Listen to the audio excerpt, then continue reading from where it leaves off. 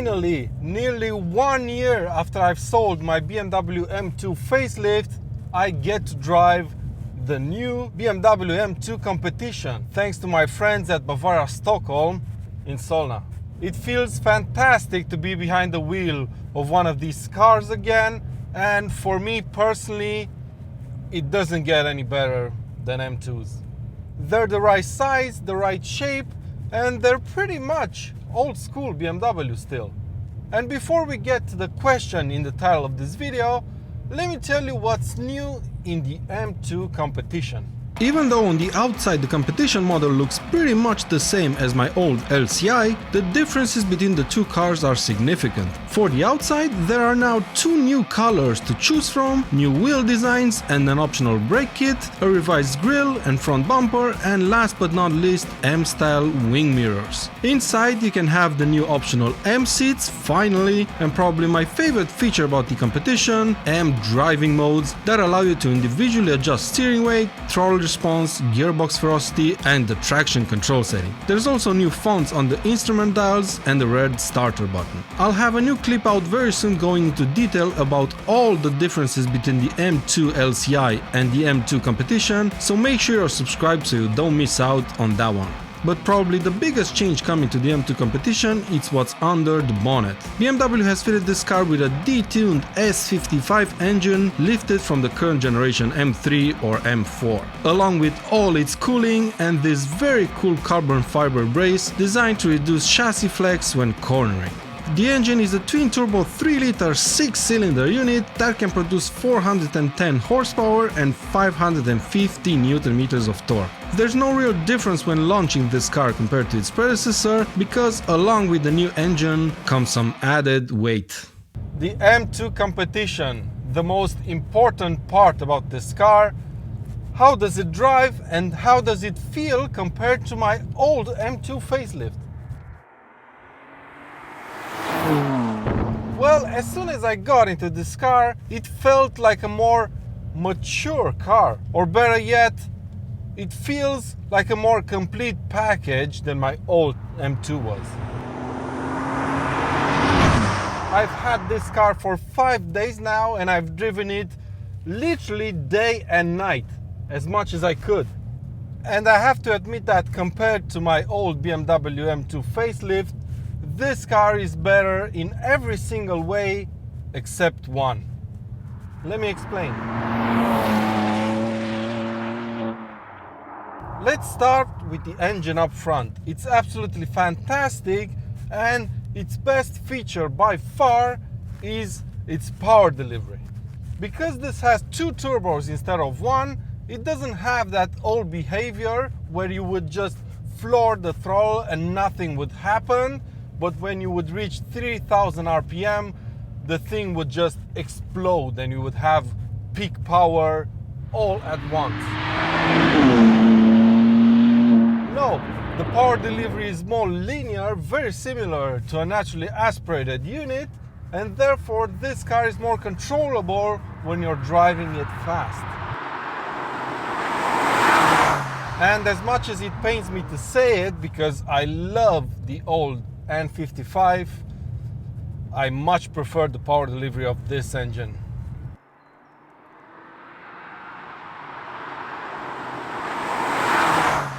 Now, I'm a manual guy myself.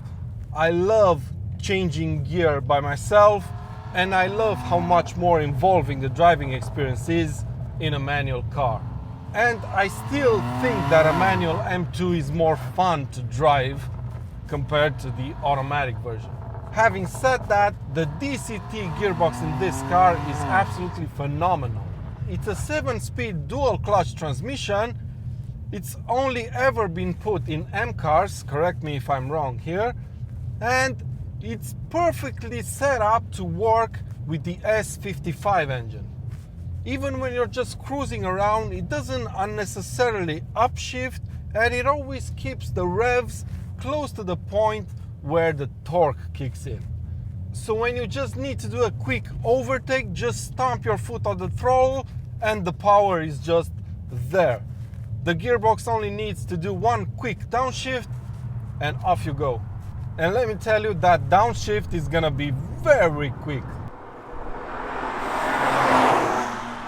This gearbox is as close as BMW will ever get to a Porsche PDK transmission. And that's very high praise.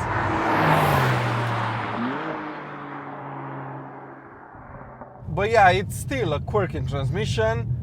It's quite jerky at low speeds, and it still doesn't have a park function or a park button somewhere on the lever. But like I've said, once you get going, this DCT box with that engine is a match made in heaven.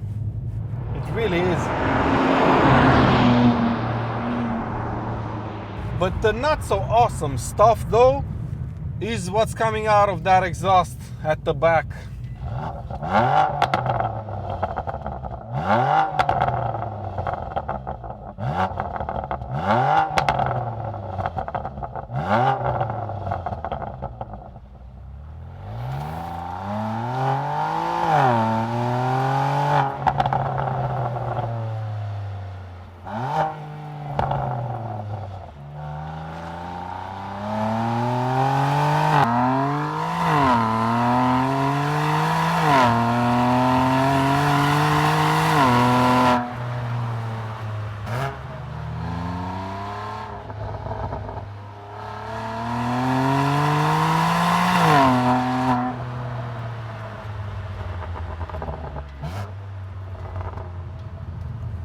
It's way too quiet, this M2 Competition, because of the particle filter that BMW and all other manufacturers have to mount to their exhausts nowadays. But on the other hand, annoyingly, the fake sound on the inside of this car's cabin is even louder than before. And even though this car has a new engine, the fake sound that's being pumped through the speakers sounds exactly like the one in my old BMW M2 facelift. Weirdly. So yeah, you've guessed it. This is the only area in which my old car is superior to this one. But fortunately, this is very easy to fix with an aftermarket Akrapovic exhaust. The steering was probably my favorite thing about the BMW M2, and somehow they made it even better in the competition. When they first unveiled this car, I feared it was gonna be much more understeery than the old model because of the extra weight that the engine and the cooling would add to the front of the car. But that's not the case. The front end just grips and grips some more, and wherever you point the front wheels, that's where this car is gonna go. No questions asked.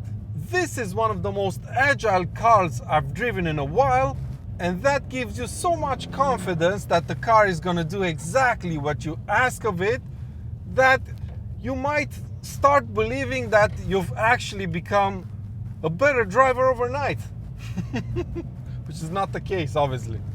I can't believe that such a big improvement comes from just fitting a strut brace on the front wheels, but yeah, this feels absolutely epic to throw around corners.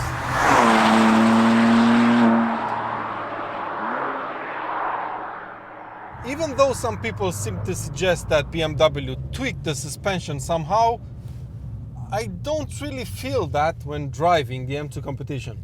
I mean, sure, the car seems much more settled on the road and it's not as jumpy as my old car, but I think we can also put that down to the carbon strut brace up front. So with that small addition, not only did they correct some understeer, but they also made the car more stable and more grippier. That little piece of carbon fiber does wonders, I tell you. So yeah, I guess it's safe to say that I'm pretty impressed with the M2 Competition. Of course, this car is not perfect, so I'm gonna have a separate video out very soon going through all the things that I don't really like about it, so stay tuned for that. But to answer the question in the title of this video, yes, I am looking to buy an M2 Competition. This is the reason why my friends at Bavaria Stockholm actually loaned me this car for a week to try it out and see how it feels. And it feels pretty amazing.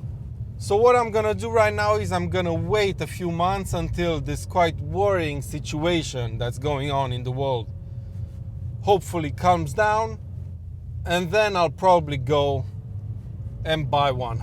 So let me know in the comment section below, my friends, how would you spec your M2 Competition and why? I'm really curious to read your opinions and arguments. But that's been it for today's video, my friends. I really hope you've enjoyed it. Please give it a thumbs up if you have, and make sure you're subscribed for plenty more videos to come. And until next time, take good care of yourselves, and I'll see you around.